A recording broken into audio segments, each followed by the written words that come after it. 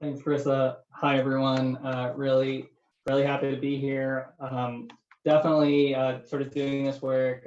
Really grateful for this opportunity. It's clear a ton of intentionality went into sort of scoping out the need for this sort of RFP, and I can say, I think everyone here can say that's not something you can sort of take for granted.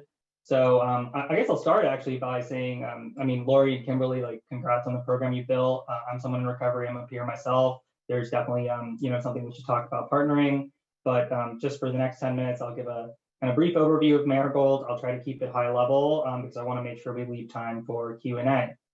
So I will start by attempting to share my screen. You guys can let me know when it is popping up on your end.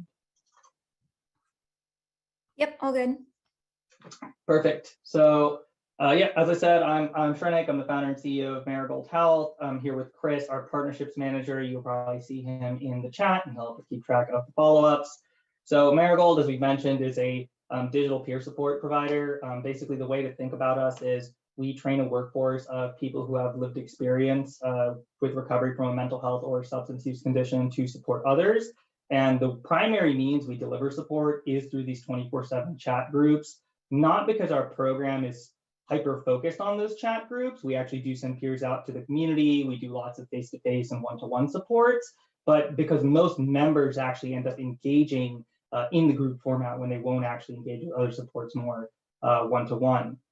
So in terms of just briefly some sort of level setting in terms of my personal background, so I started Marigold about 5 years ago with the team out of Johns Hopkins. My background professionally was I was an EMT and a nonprofit caseworker, so I did pretty quickly get a sense for the sort of lack of continuing supports, within our system. But really, personally, what kind of propelled me to create Marigold is I'm someone in long-term recovery myself. The sort of testimonials about sort of cultural bias, preventing people from accessing support and things like that in the sort of pre-work before this really resonated for me. And really understand how peer support for me was something that really over the course of years sort of chipped away at an unwillingness to seek traditional forms of care until finally when I was ready, I could use that community, the peers I knew to really navigate treatment and ultimately achieve recovery successfully. So our mission, sort of simply put, is to give people agency in their health and recovery. Like I said earlier, people might not necessarily identify as just a diagnosis, right? Just a substance use or a mental health condition, but people always want to have a better life for their loved ones and their families, and they're always motivated to work towards that. So I have a quote from a member here that really resonates. What comes up for me when I see that pic, so another member had posted a picture in a group chat, is that we can do anything together, whether we're feeling up or down. If we're up, we help others. If we're down, reaching for help. So a really core part of our program is having the members support each other in these anonymous group chats. And we are actually not a maternal focused intervention, but the reason we're here is mothers disproportionately engage with our service and find it a safe and welcoming space to talk about all manner of needs and request support, as y'all will see. So again, like I said, the folks who were preparing this did some great line work. Our sort of distillation of this, of all these needs is, the first point is we just struggle with engagement, right? Whether it's sort of stigma or lack of physical access, we just don't reach enough people with most interventions to actually impact the sort of population as a whole. There are perfectly engaging ways that people get support. I mean, Facebook Marketplace, Reddit, AA, 12 Steps, but these places tend not to be tied into the larger care system and are usually even less accessible to women. And then we don't have really good means for, if something is engaging and coordinated, to actually report outcomes back to the plan/state, right? To actually look at whether or not it's working, because we've never actually delivered for this population, right? Like ever. So we're solving a sort of unknown, and hopefully the innovation we've seen in this space will actually allow us to drive outcomes. So who is Marigold Health? We are sort of, the way to think about Marigold, the two sides to that coin. One side is we are a provider of peer support. We hire certified peers, certified in the state that they reside. We follow existing state performance specifications for peer support, which is usually a covered benefit. And there's a lot more detail I can go into there. But the other side of what we do is, in addition to the sort of one-to-one coaching, the wellness planning, the stuff you'd expect from a traditional peer support program, we operate this anonymous social network of 24/7 group chats on our mobile app. And anyone who's interested in recovery can download this app and message into these groups, which are moderated by our certified peers. Now, we work with plans on a partnership has three core pillars. The first is we are a 24/7 behavioral health support. We have staffing 24 hours, 7 days a week. Someone can call us, call our warm line talk to a peer, or they can message into a group chat. We are not an SUD or an SMI specific platform. Our peers are trained in a holistic whole person model, and we have a range of clinical oversight I could go into if anyone is interested in the Q&A. The other core part of our program is we are not hands-off. We actually build a local workforce who goes out, builds relationships, signs MOUs and BAAs with existing providers, and we use that to generate sort of durable enrollments. And the final piece is, even if we're providing intensive one-to-one supports to a certain subpopulation, we're actually going to get a much broader set of folks to download the Marigold app and message into groups. And we can use the app as a forum to flag needs that people are expressing, as well as collect patient-reported outcomes, the BARC-10, the PHQ-9 forums people are probably familiar with. In terms of how we measure outcomes succinctly, our aim is to sort of augment, right, and improve the work of existing providers. So we look to see if engagement in our service leads to sustained engagement in services like dentistry, medication-assisted treatment, outpatient counseling, medication management. And we have partnered with a range of folks across the continuum of care, from inpatient behavioral health providers to health systems who are looking for additional services when they're standing up new behavioral health programs themselves. The only other thing I'll mention is we are unique in that we also do a lot of workforce development, and that many people join our platform to actually learn how to become peers ourselves. Many peers who are not yet certified will actually moderate groups in our platform as a way to get the hours they need towards certification. Now, in terms of the clinical research base for what we're doing, as the well articulated, peer support has a robust evidence base. Really, the problem we're trying to solve at Marigold is how come only like 5% of the people who could benefit from peer support actually get it. So we tried to design this group program with accessibility and retention in mind. So the quote you guys can read, we saw very strong retention over a proof of concept study. We're actually running a 5-year RCT as a follow-up to this. But in the interest of time, I'd like to direct you to the actual member example. We had a group for co-occurring needs, and you can see one member saying, hey, I was feeling this way before I found the app too. I have loved ones, but they either don't get it or it's my boyfriend that I need to vent about and can't vent to.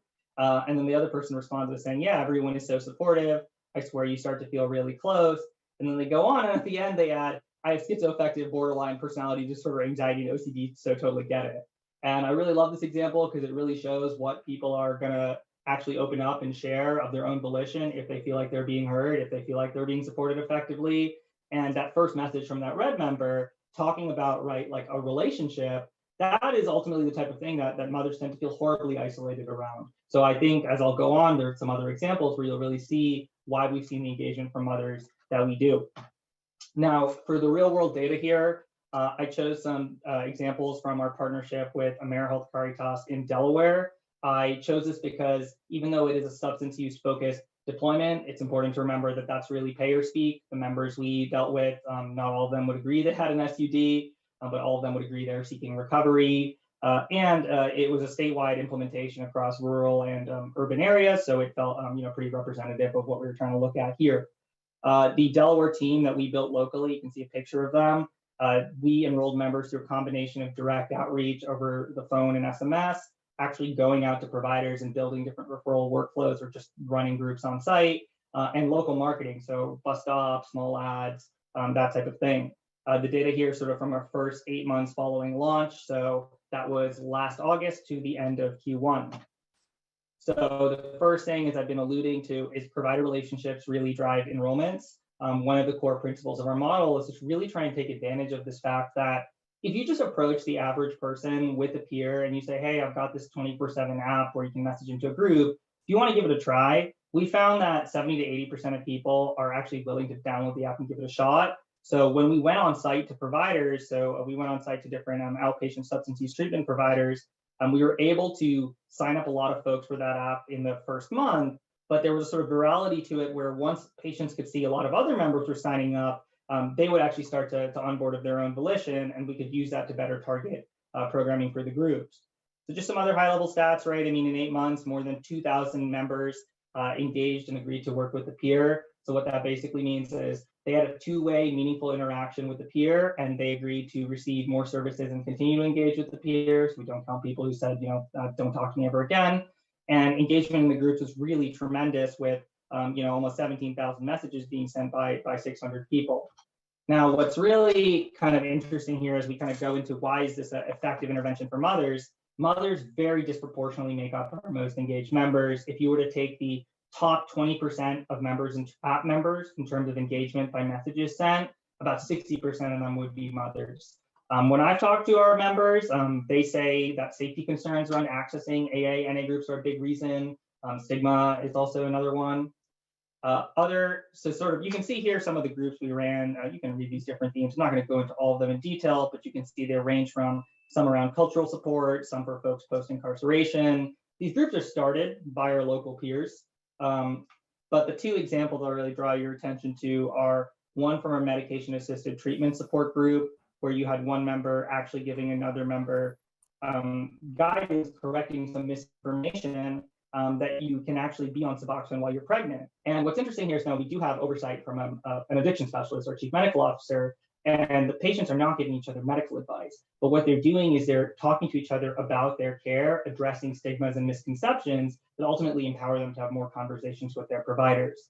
On the right-hand side, you have an example of what a mother shared in our SMI group, our serious mental illnesses group. And the reason I really like this example is this is the very first message this member sent into the group chat. All they knew was that it was a group chat of other people who had dealt with a serious mental illness. And they start by disclosing a bunch of diagnoses, issues with medication, and that they needed PCP. So there's a lot of actionable needs there. On that note, what we have found is that we actually have a very rich source of data because we have members talking about needs in their own sort of native language with people who they connect to. So you do find in these chats that people will say, hey, I need a dentist, or hey, I need to see a primary care doctor, or what have you. And in the groups, there's a very sort of special phenomenon that happens when you see that, a given member is going to say, hey, does anyone else know where I can find a dentist? And 2-3 other members are going to follow up, right, and say they found the same need.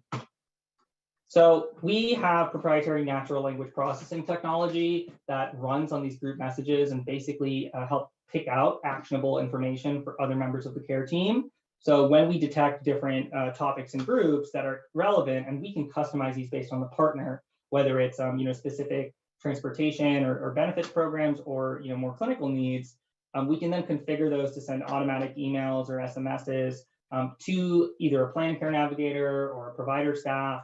And what we do is we keep people engaged in these 24/7 groups, and immediately as they mention the needs that are particularly pressing, we then refer them to those other supports. And here's a case study where by doing that, we were actually able to quadruple the number of people who accepted, right, essentially working with the care navigator, because the time they touched the care navigator, they had a discrete need that they were interested in solving, the care navigator was actually able to be useful.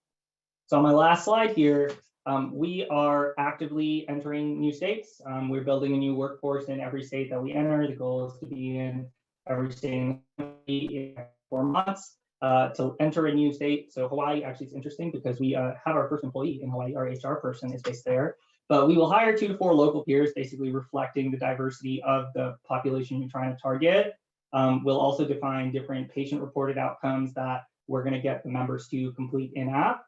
And then we will essentially go out and enroll the members in any way we can. And that varies between in-person, digital, and sort of individualized outreach channels. But our goal is usually to enroll at least a couple hundred people in the first 6 months that we follow sort of more intensely and report outcomes on very closely. But any member, regardless of their past utilization, can download the Marigold app to access this 24/7 group support, because you're going to get a lot of people who you didn't know, right, expressing different needs in the chats. And then we can refer them to follow-on supports as well. So ultimately, we partner with plans as a sort of robust member engagement platform with this lived experience. And then we use that to create a sort of durable piece of recovery infrastructure in the community, right, where oftentimes we partner with other agencies and their peers might be the one who are running groups on our platforms, and people can be part of multiple groups and so on. So I know I'm a little bit over. We got like 5 minutes. Would love to take questions from folks.